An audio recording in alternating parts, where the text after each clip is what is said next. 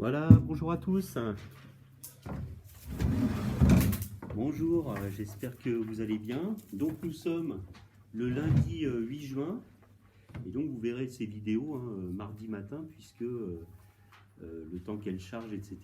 Et il y a conseil d'école donc aujourd'hui le lundi 8 juin au moment où je vous parle, enfin pas au moment où je vous parle mais ce soir, parce que là il est aux alentours de 10 h. Donc on commence par de l'orthographe cette semaine. Donc je salue les élèves qui sont en face de moi. Voilà. Voilà, bonjour. Moi, je m'appelle Martin. Ah oui.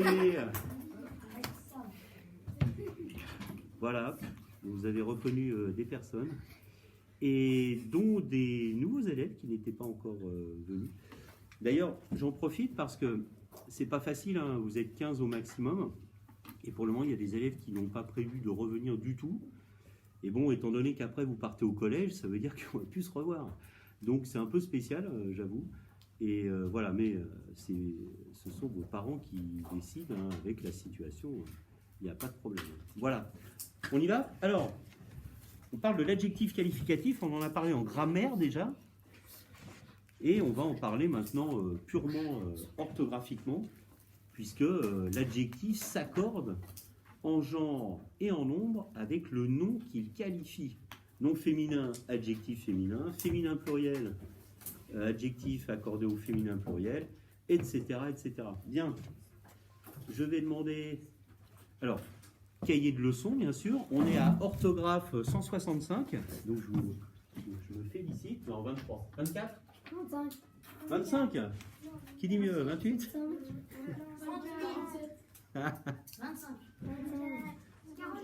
Ah, très drôle. Bon, alors on a bien ri. 25 ou 24? Bon, écoutez, peut-être on est debout à 24. Oh, ouais, allez.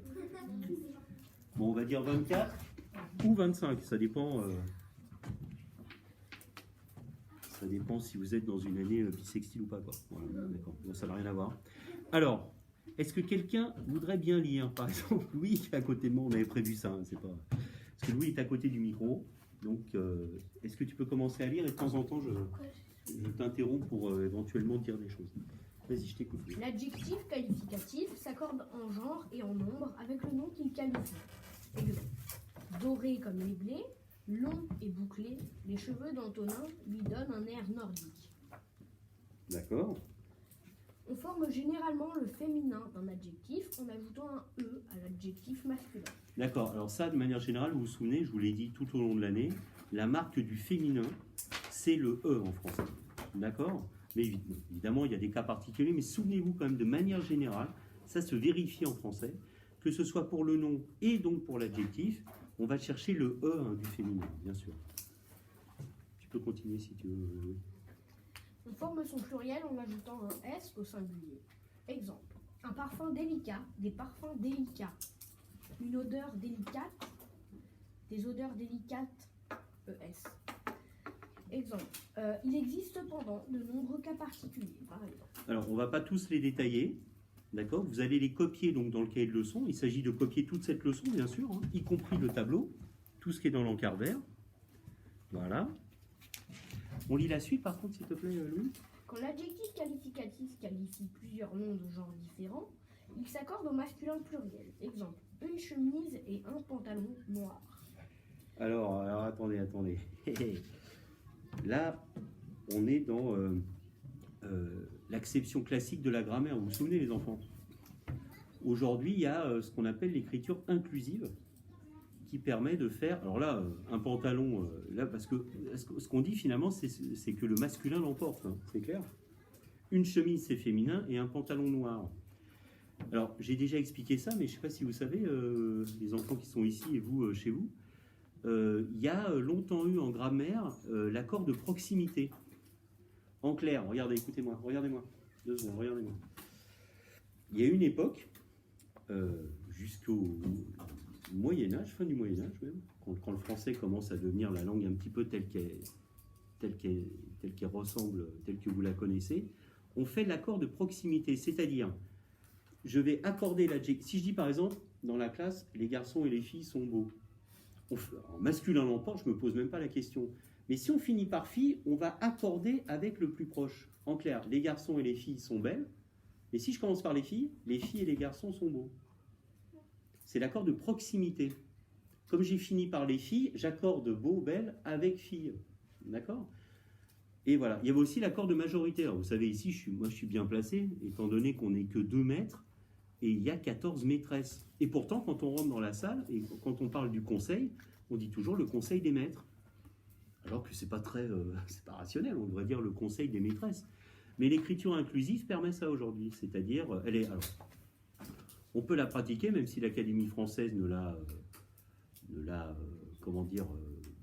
pas officialisée, on a tout à fait le droit de la pratiquer. Ça veut dire, dans une phrase comme celle-là, une chemise à un pantalon noir, on va mettre noir avec un S, mais on va mettre point, et on peut mettre aussi ES. D'accord ? Voilà, donc je pense que c'est important, on appelle ça l'écriture inclusive, ça veut dire que je ne vois pas pourquoi le masculin l'emporterait. C'est une vieille règle de grammaire. Voilà. Mais ça a longtemps été comme ça. Hein. Et puis au XVIIIe siècle, il y a des grammairiens qui ont commencé à dire que le masculin était plus important de toute façon. Voilà, c'était plus au niveau des idées, hein, parce que dans la réalité, c'est absolument pas vrai. D'accord ? Voilà, tu termines s'il te plaît ? Donc je voulais juste faire ce petit point au niveau de l'accord. C'est intéressant. Le participe passé, utilisé comme un adjectif qualificatif, suit exactement les mêmes règles d'accord. Exemple, un livre lu, une histoire lue, des livres lus, des histoires lues. Voilà, US, UES. Vous savez que donc quand vous avez un adjectif verbal, vous avez donc souvent 4 possibilités de terminaison. Masculin, singulier, masculin pluriel, féminin singulier, féminin pluriel. Voilà, une fois que vous aurez copié la leçon, nous partirons au pays des exercices, qui est merveilleux. Et oui. Et donc, dans le cahier du jour, après, ce sera l'exercice 1 et 2, page 114.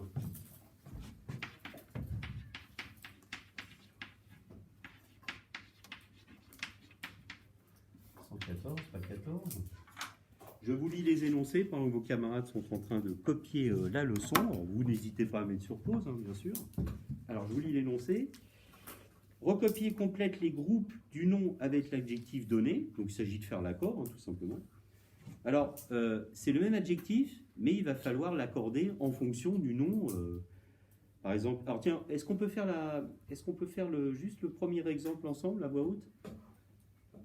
Regardez, vous avez l'adjectif intéressant qu'il va falloir accorder avec les 3 noms qu'on vous propose. Alors, une découverte, qu'est-ce que ça va donner ? Martin ? Intéressante, très bien. Noémie ? Un film, Intéressant. ça bouge pas. Alimata, des leçons. Intéressant. Bien joué. Des leçons intéressantes, d'accord ? Féminin pluriel, ok ? De manière générale, fiez-vous à... Là, tu vois, en fait, c'est même pas de l'orthographe, c'est qu'au moment où tu l'as dit, tout de suite à l'oreille, ça paraît... on est tellement habitué à faire ce type d'accord. Donc, je vous rappelle, là, c'est pas facile en classe entière, mais vous, à la maison, n'hésitez pas, passez par l'oral. D'accord ?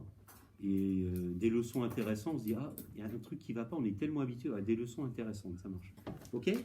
C'est parti, à tout à l'heure.